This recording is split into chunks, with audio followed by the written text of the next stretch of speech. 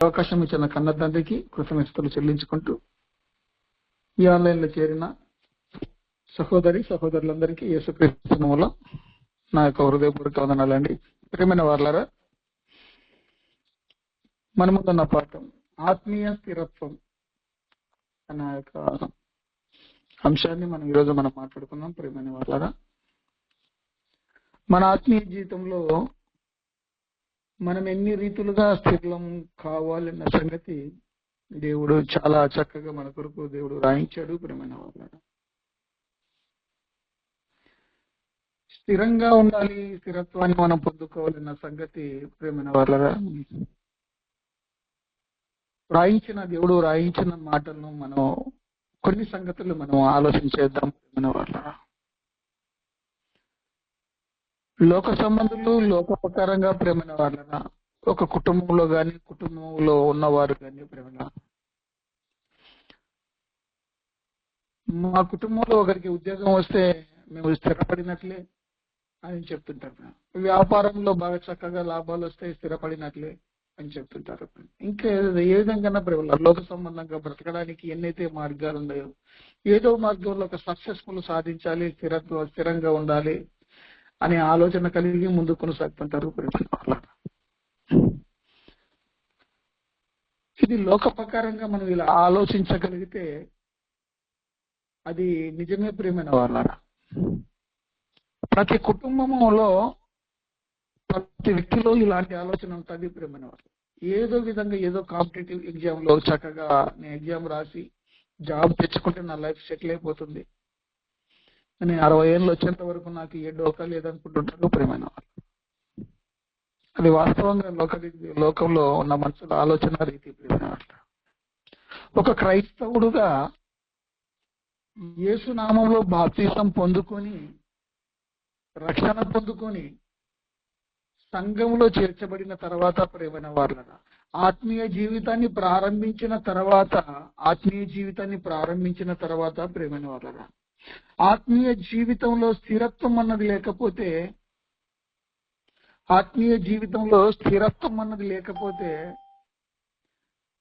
ఇగో దేవుని దృష్టిలో మన జీవితాలు సరిగా ఉండవు. ప్రియమైన వాళ్ళు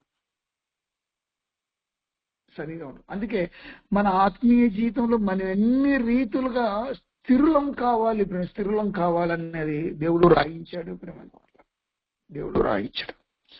మన ఆత్మీయ జీవితం సరిగా ఉంటేనే ప్రేమ దేవుని ఎదుట మనం ఆయన పిల్లలుగా మనం పిల్లబడతాం, మనం నిలబడగలుగుతాం. మన ఆత్మీయ జీవితం స్థిరంగా లేదనుకో ప్రేమైన వాళ్ళ కొంచెం లోక ప్రకారంగా కొంచెం సంఘంలో చేర్చబడి ఆత్మీయ జీవితాన్ని నేను ప్రారంభించాను, ఆత్మీయ జీవితంలో ఉన్నాను అని అనుకుంటున్నే ప్రయోజనం ఉండదు. ప్రేమ ప్రయోజనం ఉండదు. అందుకే మన ఆత్మీయ జీవితాన్ని ప్రతిరోజు మనము చెక్ చేసుకోవాలి. ప్రేమ మన ఆత్మీయ జీవితాన్ని ఇదిగో నా ఆత్మీయ జీవితంలో ఇదిగో దేవుడు కోరుకున్న విధంగా దేవుడు రాయించిన విధంగా నా ఆత్మీయ జీవితం స్థిరంగా ముందు కొనసాగుతుందా లేదన్నది ప్రతిరోజు స్పృహ కలిగి మనం ముందు కొనసాగాలి. ప్రేమైన వారు ఇదిగో అపోస్తలుల బోధలో అపోస్తలుడైన పౌలు గారు ఫిలిప్పీలకు పత్రిక రాస్తూ ఒక గొప్ప సంగతి చెప్తున్నాడు. చూద్దాం ప్రేమైన వాళ్ళ 4వ అధ్యాయము 1వ వచనం మనం చదువుకుందాం. ఫిలిప్పీలకు రాసిన పత్రిక 4వ అధ్యాయము 1వ వచనం చూద్దాం. ప్రేమ 1వ వచనం చూద్దాం. కావున నేను అనపేక్షించు నా ప్రియ సహోదరులారా, నా ఆనందమును నా కిరీటమునయున్న నా ప్రియులారా, ఇట్లు ప్రభువునందు స్థిరులయ్యుండుడి అంటున్నాడు. ప్రియమైన వాళ్ళ ఇప్పుడు సహోదరులకు చెప్తున్నాడు. ప్రియమైన ఏమని చెప్తున్నాడు? నా ప్రియ సహోదరులు ఏ విధంగా ప్రభువునందు స్థిరంగా ఉండాలి అని చెప్తున్నాడు, స్థిరులై ఉండాలి అని చెప్తున్నాడు. అంటే ప్రభు అధికారం కింద స్థిరంగా నిలబడగలిగే శక్తి రావాలి ప్రియమైన వాళ్ళ. అందుకే ఏం చెప్తున్నాడు?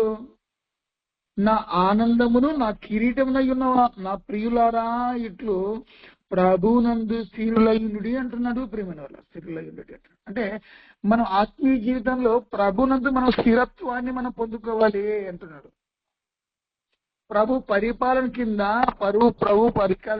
పరిపాలన కింద ఆయన అధికారం కింద మన యొక్క జీవితాలు స్థిరత్వం ఉండాలి ప్రేమ. లోకాధికారాలు వేరు ప్రేమ, అవి మనకు సంబంధం లేదు. కానీ ఇది సంఘములు చేర్చబడిన తర్వాత ప్రభు పరిపాలన కింద మనం ఉన్నప్పుడు ఆయన కింద మనం స్థిరంగా ఉండాలి, మన ఆత్మీయ జీవితం స్థిరత్వాన్ని పొందుకోవాలి అని చెప్తున్నాడు. ఇదే పౌలు గారు తెస్సలోనిక పత్రిక రాస్తున్నాడు ప్రేమ. తెస్సలోనిక పత్రిక మొదటి పత్రిక 2వ అధ్యాయం 19వ వచనం చూడండి ప్రేమ. 19వ వచనం ప్రేమ.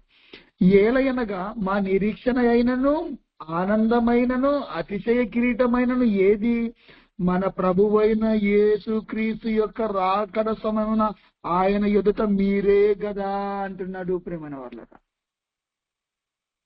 అంటే మన ప్రభువైన యేసుక్రీస్తు యొక్క రాకడ సమయమున ఆయన ఎదుట మీరే కదా అంటున్నాడంటే ఆలోచించాలి. అంటే మన యొక్క నిరీక్షణ, మన ఆనందము అతిశయ కిరీటము ఏది? ఇదిగో మన ఆత్మీయ జీవితం బాగున్నప్పుడే ఇవన్నీ మనకు లభిస్తాయి ప్రేమైన వాళ్ళు, మనకు లభిస్తాయి. అందుకే పౌలు గారు చెప్తున్నాడు ప్రేమ ఫిలిప్పీయులకు రాసిన పత్రికలో. ఇప్పుడు 2వ వచనం మనం ఆలోచన చేయగలిగితే 4వ అధ్యాయం 2వ వచనంలో ఇంకేం చెప్తున్నాడో ఒకసారి చూద్దాం ప్రేమ వాళ్ళు. ప్రభువునందు ఏక మనస్సు గలవారయుండుడని యువోదియను సుంటికేసును బతిమాలుకొనుచున్నాను అంటున్నాడు. అంటే ఎందుకు ప్రభువునందు ఏ విధంగా ఉంటా? ఏక మనస్సు కావాలంటే ప్రేమ ప్రభువునందు మన ఆత్మీయ జీవితంలో మన స్థిరత్వాన్ని పొందుకుంటే మనం ఏక మనస్సు గలవారై ఉండాలి.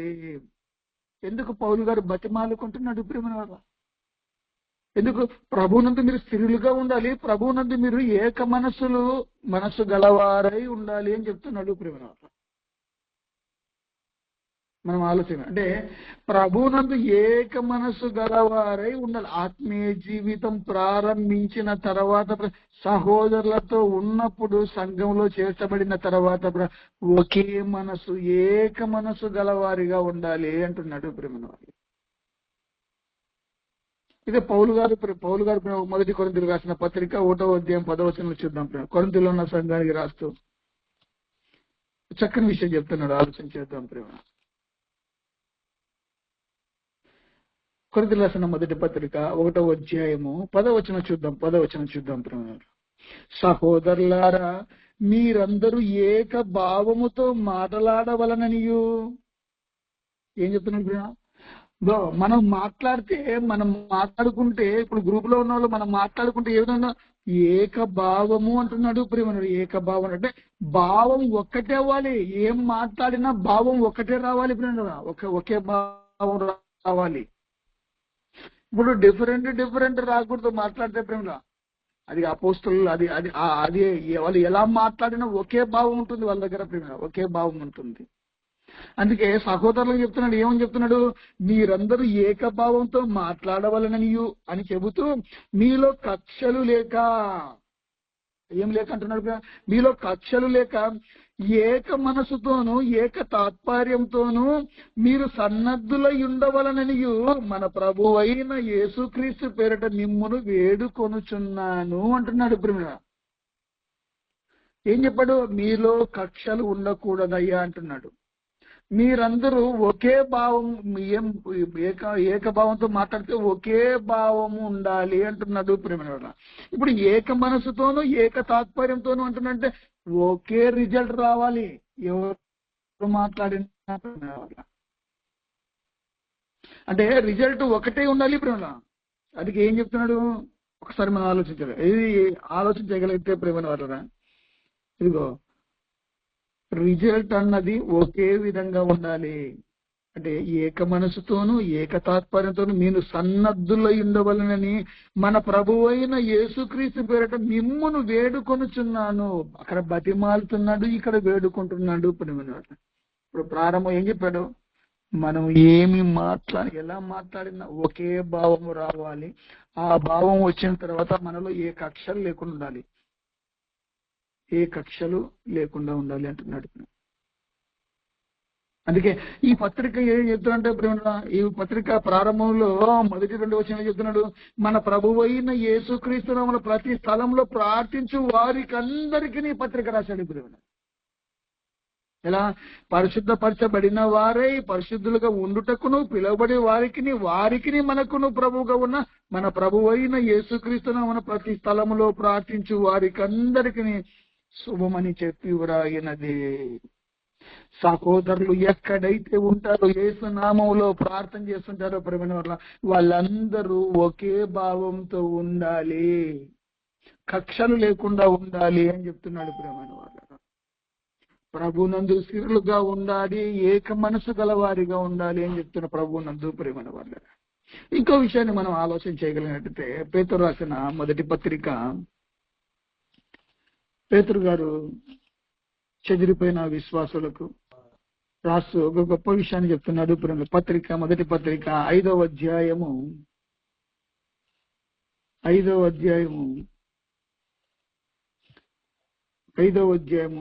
వచనం మనం చదువుకున్నాం ప్రేమైన వాళ్ళ. ప్రారంభంలో పెద్దలకు చెప్పాడు ప్రేమ, తర్వాత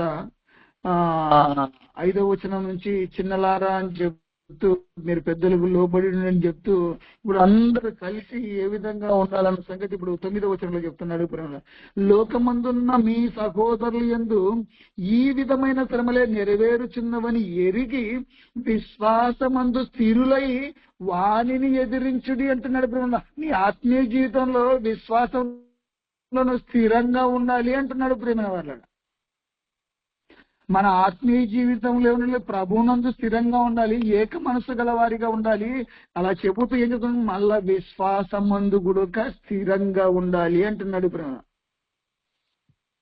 అంటే వాణిని ఎదిరించినట్టు ఎవరిని ఎదిరించమంటున్నాడు? అపవాదిని. నువ్వు విశ్వాసంలో నువ్వు స్థిరంగా ఉంటే ఖచ్చితంగా నువ్వు అపవాదిని ఎదిరించగలవు.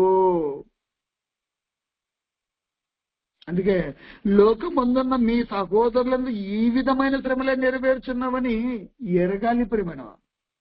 ఇప్పుడు వీళ్ళందరూ చెదిరిపోయిన వాళ్ళు శ్రమలు వచ్చాయని చెదిరిపోయారు వీళ్ళంతా.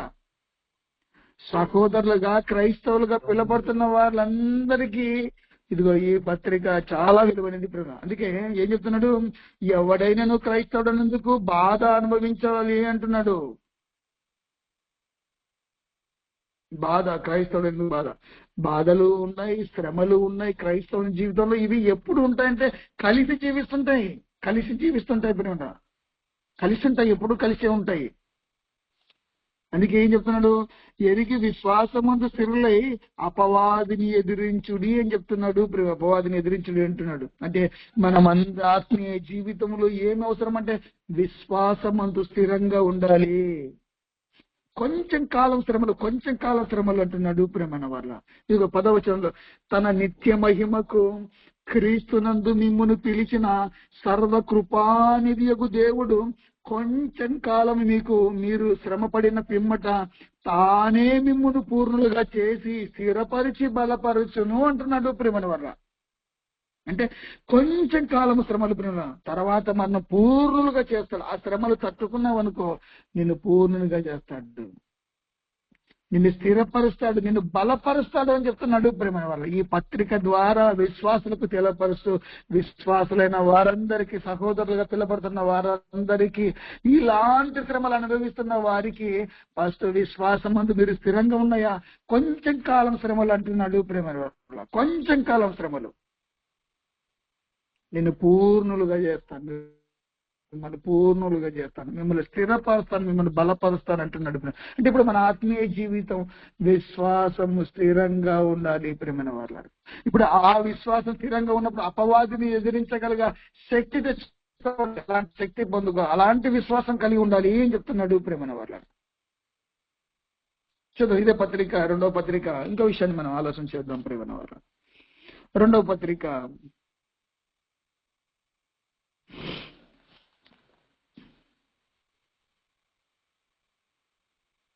2వ పత్రిక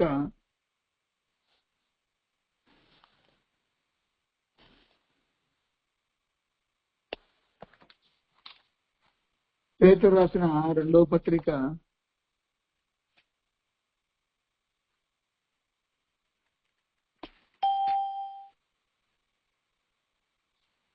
12వ వచనం చూద్దాం ప్రేమ. 12వ వచనం, మొదటి అధ్యాయము 12వ వచనం ప్రేమ. మొదటి అధ్యాయము 12వ వచనం.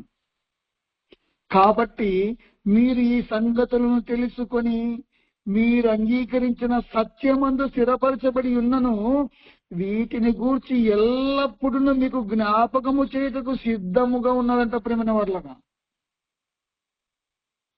ఏం చెప్తున్నాడు? పైన చాలా విషయాలు చెప్పుకుంటూ వచ్చాడు ప్రేమలో. జ్ఞానం నందు ఆశ నిగ్రహమును అని చెప్తూ, విశ్వాసం నందు సద్గుణం అని చెప్తూ, మీరు పూర్ణ జాగ్రత్త గలవారని, భక్తి అందు సహోదర ప్రేమని చెప్తూ, సహోదర ప్రేమ దయను అమర్చుకుని అని చెప్తూ, ఇదిగో ఎవరి లేపున వాడు తన పూర్వ పాపములకు శుద్ధి కలిగిన సంగతి మర్చిపోయి గుడ్డివాడును దురదృష్టి లేని వాడును చెప్తూ చాలా విషయాలు చెప్పుకుంటూ.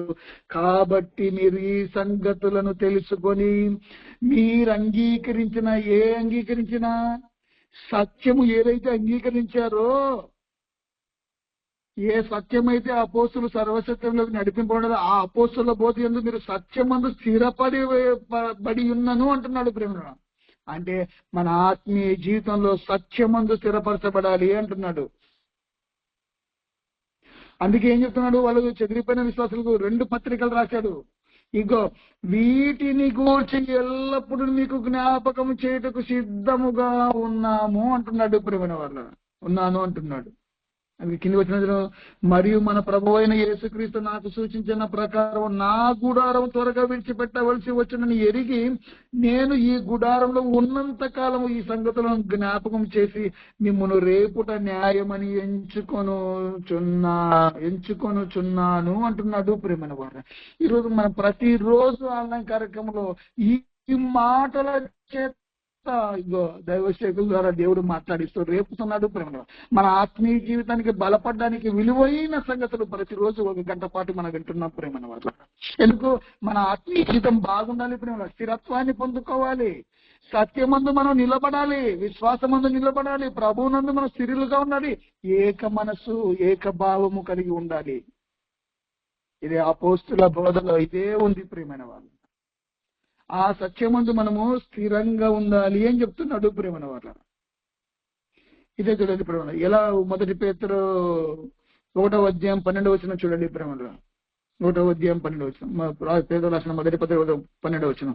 పరలోకం నుండి పంపబడిన పరిశుద్ధాత్మ వల్ల మీకు సువార్త ప్రకటించిన వారి ద్వారా మీకు ఇప్పుడు తెలుపబడిన ఈ సంగతుల విషయమై తమ కొరకు కాదు కానీ మీ కొరకే తాము పరిచర్య చేసిన సంగతి వారికి బయలుపరచబడేను అంటున్నాడు ప్రేమణ వాళ్ళు.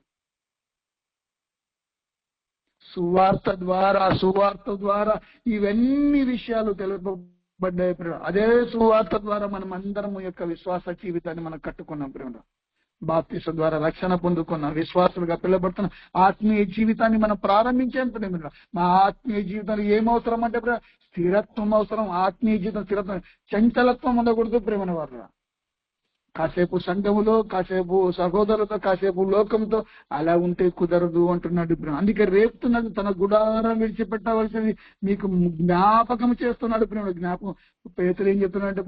పౌలు ఏం చెప్తున్నాడు? వేడుకుంటున్నాడు, బతిమాలుకుంటున్నాడు. ఈయన ఏం చేస్తున్నాడు? ఈ సంగతులని చెప్పి జ్ఞాపకం చేస్తున్నాడు ప్రేమ. అదే మీరు సత్యమందు మీరు స్థిరులుగా ఉండాలి అంటున్నాడు. ఆలోచించారు. ఇంకో విషయాన్ని మనం ఆలోచించేద్దాం ప్రేమలో. ఎఫెసీయులకు రాసిన పత్రిక 3వ అధ్యాయము 18వ వచనం చూద్దాం ప్రేమలో. 3వ అధ్యాయం 18వ వచనం. 3వ అధ్యాయము మనం 18వ వచనం మనం ఆలోచించేద్దాం ప్రేమలో. 18వ వచనం కాడ 2వ లైన్ చూద్దాం.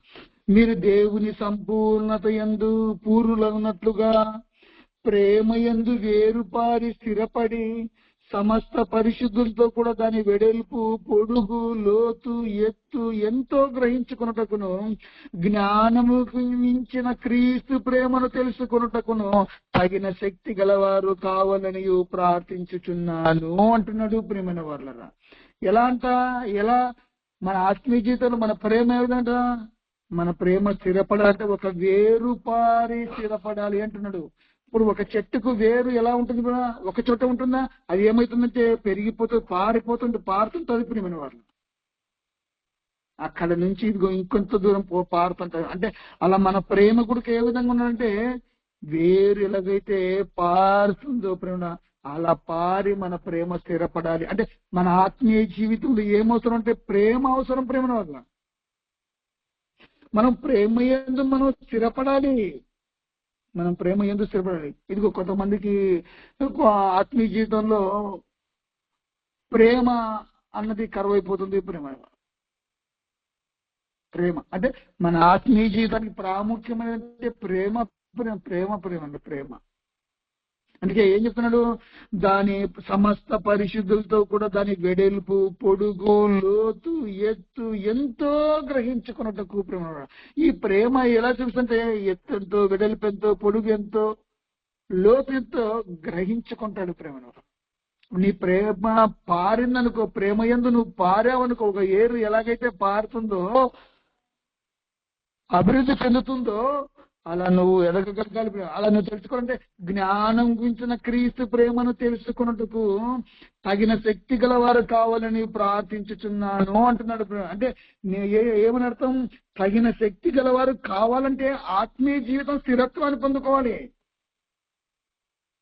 ప్రేమ యందు వేరుపారి స్థిరపడాలి.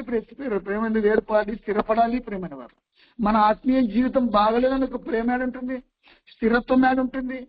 స్థిరత్వం ఉండదు. ప్రేమ స్థిరత్వం ఉండదు. అందుకే జ్ఞానం క్రీస్తు ప్రేమ అంటే తెలుసుకున్నట్టుకు తగిన శక్తి కావాలి. అంటే నీ ఆత్మీయ జీవితం బలంగా ఉండాలి. సత్యమందు స్థిరంగా ఉండాలి. ప్రభునందు స్థిరంగా ఉండాలి. ఏక మనసు గలవారిగా ప్రభునందు ఏక మనసు గలవారిగా ఉండాలి. ఏం చెప్తున్నాడు ప్రేమగా? ఇగో విశ్వాసమందు స్థిరంగా ఉండాలి ఆత్మీయ జీవితంలో ప్రేమ. చూద్దాం ఇంకో విషయాన్ని మనం ఆలోచించాలి. తెస్సలోనికీయులకు రాసిన మొదటి పత్రిక 3వ అధ్యాయము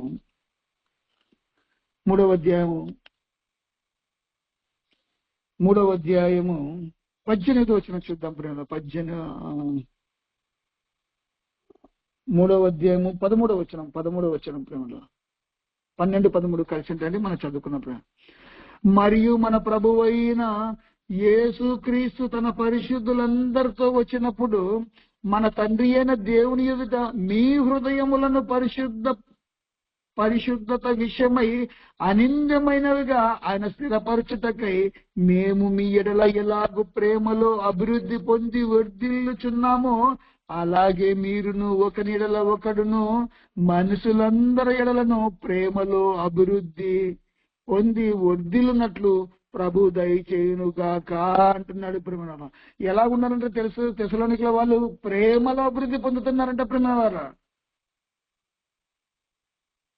ఎలా ఉన్నారు?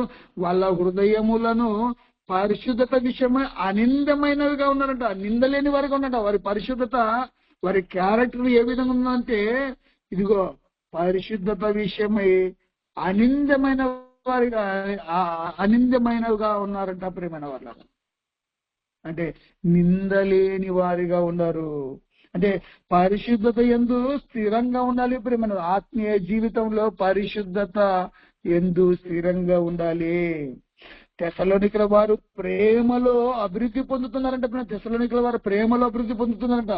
అంటే పరిశుద్ధత విషయమై అనిందులుగా కనబడుతున్నారు.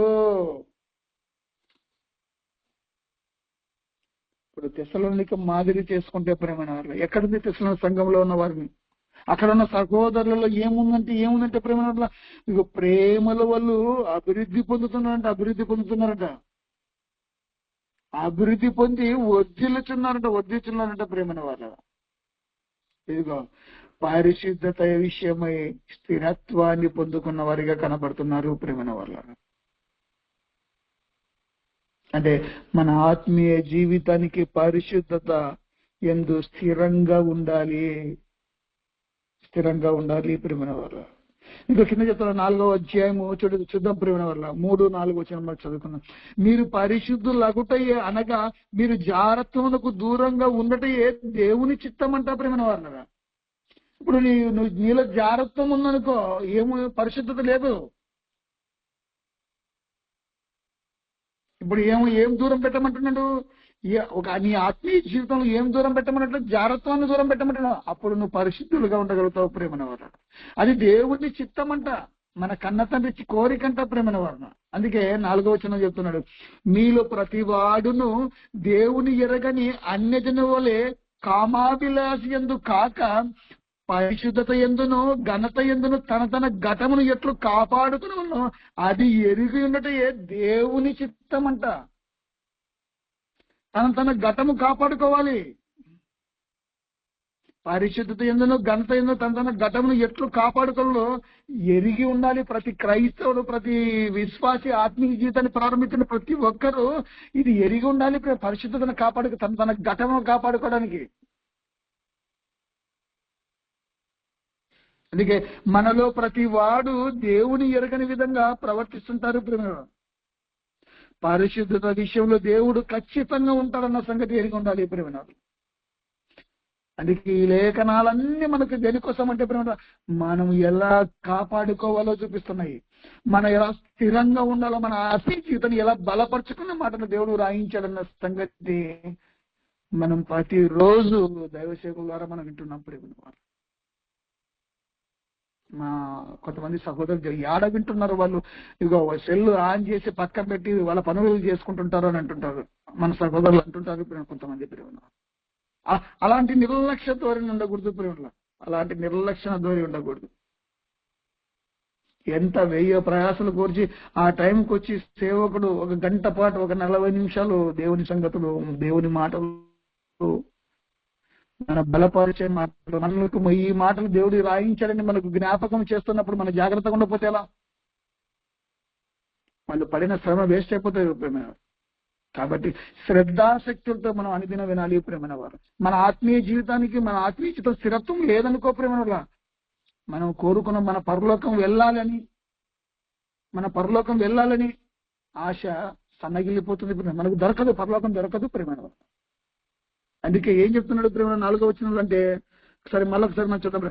మీలో ప్రతి వాడును అంటున్నాడు. ప్రతి ఒక్కరు దేవుని ఎరగని అన్యజనుల వలె కామాభిలాషి ఎందుకు కాక అంటున్నాడు. అన్యజనులకు ఉంటాయి ఇలాంటి ఆలోచన ప్రేమిన వాళ్ళు. ఇదిగో మనము ఆత్మీయ జీవితాన్ని ప్రారంభించిన తర్వాత పరిశుద్ధులుగా, నేను పరిశుద్ధుడినై ఉన్న ప్రకారం మీరు పరిశుద్ధులుగా ఉండాలి, దేవుని సొత్తైన ప్రజలుగా ఉండాలి అని ఏ విధంగా అయితే దేవుడు చెప్పాడో అదే పరిశుద్ధత మనలో ఉంటేనే ప్రేమలో మనం ఎన్నిక కాగలుగుతాం. అందుకే పరిశుద్ధత ఎందును ఘనత ఎందును తన ఘటమును ఎట్లు కాపాడుకోవడంలో అది ఎరిగి ఉన్నట్టు దేవుని చిత్తం. ఇలా స్పృహ కలిగి ఉండాలి. దేవుడు చెప్పిన విధంగా బ్రతకడానికి మనము స్పృహ కలిగి ఉండాలి ప్రేమైన వాళ్ళ. ఇంకో విషయాన్ని మనం ఆలోచించి, ఇదే తెస్సలోనికీయులకు రాసిన పత్రిక,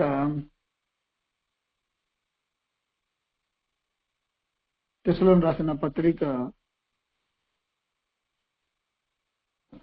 2వ పత్రిక 2వ పత్రిక 2వ అధ్యాయం 17వ వచనం చూద్దాం ప్రేమ. 2వ అధ్యాయము 16-17 కలిసి ఉంటాయండి. చదువుకుందాం ప్రేమ.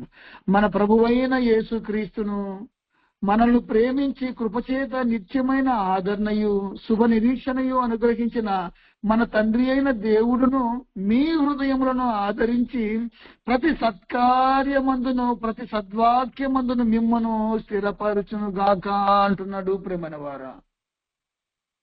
అంటే సత్కార్యములు ఎంత స్థిరంగా ఉండాలి అంటున్నాడు ప్రేమైన వారు. సత్కార్యములందు అంటే వాక్య ప్రకారమైన క్రియలు చేయాలి.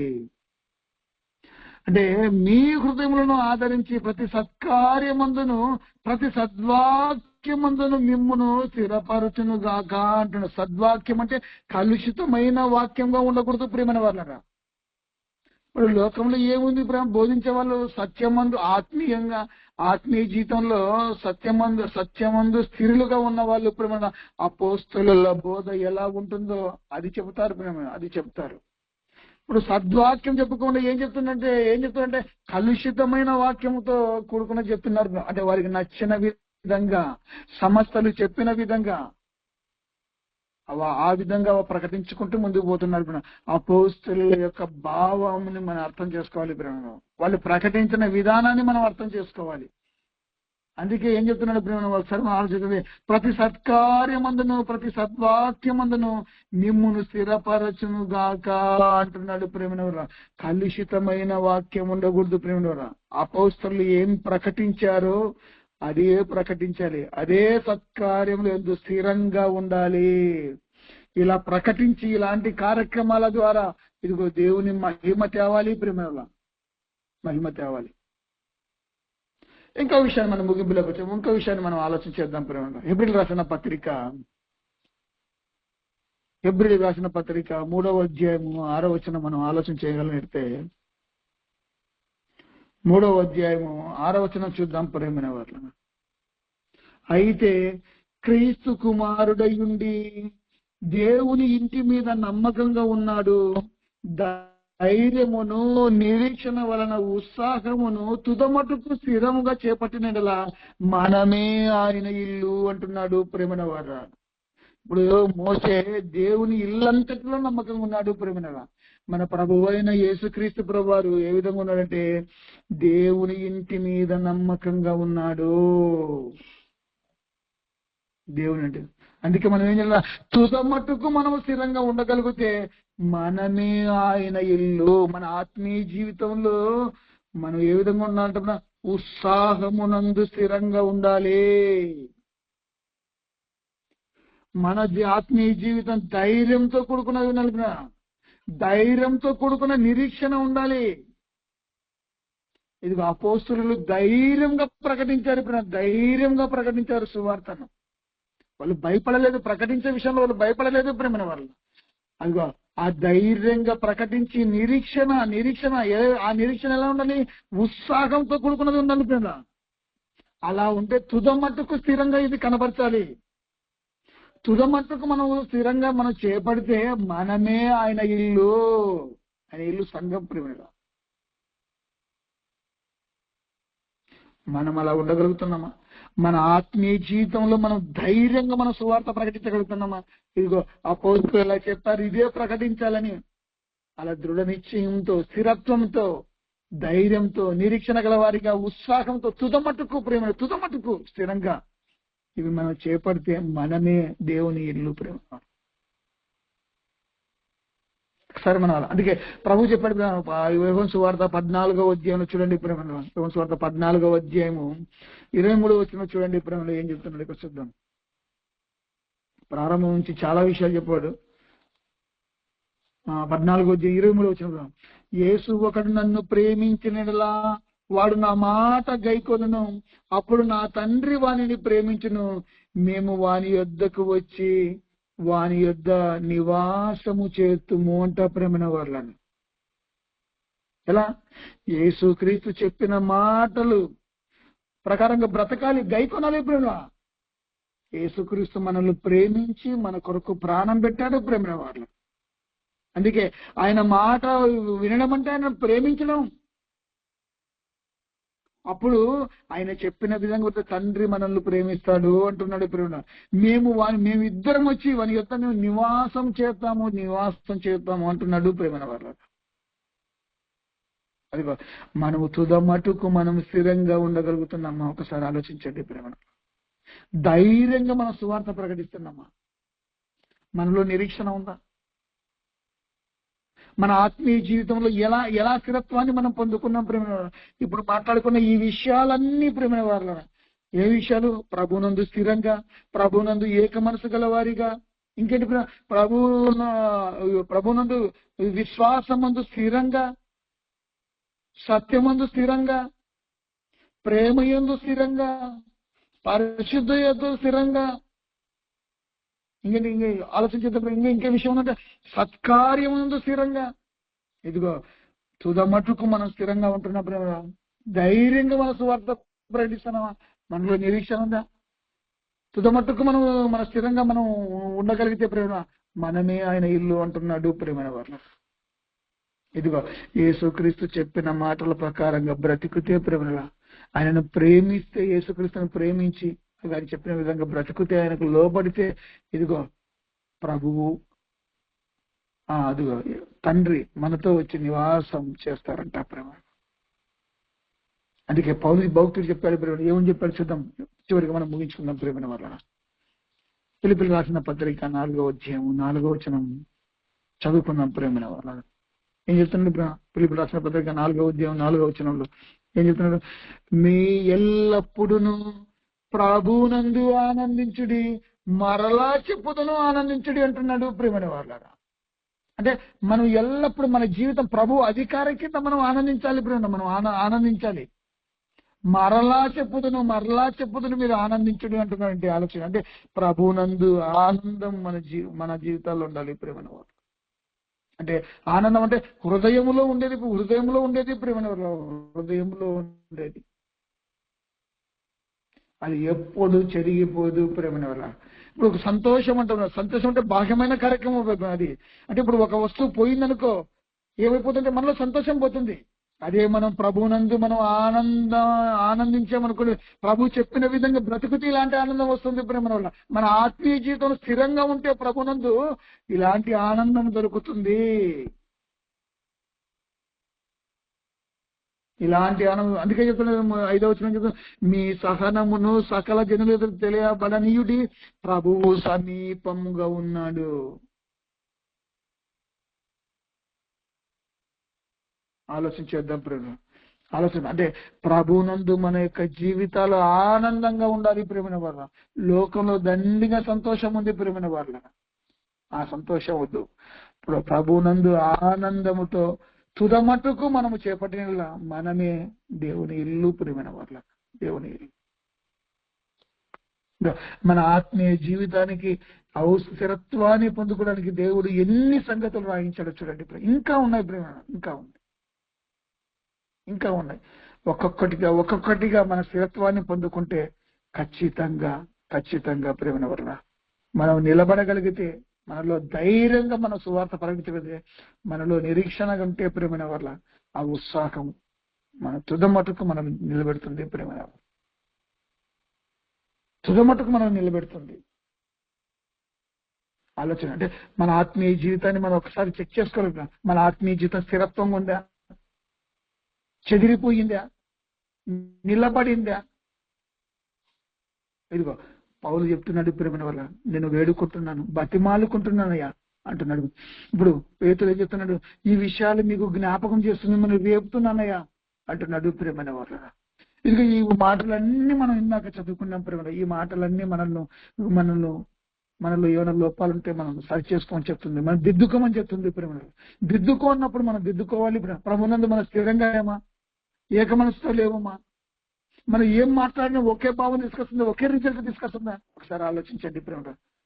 మనం సత్యమందు స్థిరులుగా ఉన్నామా, సత్కార్యమందు స్థిరులుగా ఉన్నామా ప్రేమ? ఒకసారి అంటే ప్రేమ యందు, పరిశుద్ధత యందు మనం స్థిరంగా ఉన్నామా లేదో చూడండి ప్రేమ. ప్రతి వాడు తన ఘటమును ఎలా కాపాడుకోవాలి ఇవన్నీ ఎరిగి ఉండాలి అని చెప్తున్నాడు ప్రేమ. అది దేవుని చిత్తం, దేవుని కోరిక అని చెప్తున్నాడు ప్రేమైన వాళ్ళు. ఆ దేవుని చిత్తం ఏందో మనం ఎరిగామా? ఆలోచించాలి. ఎక్కడ ఒక లోపం ఉందేమో. ఇప్పుడు మాట్లాడుకున్న విషయాలను ఒకటి లోపం ఉన్నా కూడా, ఒకటి లేకపోయినా మన ఆత్మీయ జీవితం నిలబడదు ప్రేమ. మన ఆత్మీయ జీవితం నిలబడదు. అందుకే మనల్ని పూర్ణులుగా చేస్తానండి, స్థిరపరుస్తాను, నిన్ను బలపరుస్తాను అంటున్నాడు. నువ్వు ప్రభునందు ఉంటే ఇవన్నీ జరుగుతాయి ప్రేమ, ప్రభునందు ఉంటే ఇవన్నీ జరుగుతాయి, ప్రభునందు ఉంటే ఇవన్నీ జరుగుతాయి. ప్రభు అధికారం కింద, ఆయన పరిపాలన కింద ఆయనకు మనం అప్పచెప్పుకున్నాం అనుకో ప్రేమ, నా జీవితం నీకే అంకితం, ఆయన చెప్పినట్లు బ్రతుకుతాను అని మనం బాప్తిసం పొందుకొని వచ్చిన వారిగా ఉన్నాం ప్రేమలో. క్రీస్తు యేసు మరణంలోనికి మన బాప్తిసం తీసుకొని వచ్చాం ప్రేమ. ఇది మన ఆత్మీయ జీవితాన్ని మనం ఒకసారి మనం చెక్ చేసుకున్నాం ప్రేమ. విలువైన సంగతులు దేవుడు మన కొరకు రాయించిన ఈ మాటల ద్వారా మనం ఖచ్చితంగా మనలో మార్పు రావాలి ప్రేమైన వారు. మనలో ఉన్న కొద్ది మంది, ఈ చిన్న మంద ప్రేమైన వాళ్ళ మనం అందరం తుదమట్టుకు ఇవన్నీ మనం చేపట్టగలిగితే మనమే ఆయన ఇల్లుగా ఉండాలని కోరుకుంటూ, నన్ను నేను సరి చేసుకుంటూ, ఇదిగో ఈ మాటల చేత మరొకసారి మిమ్మల్ని రేపుతూ నా మాటలు ముగించుకుంటున్నాను.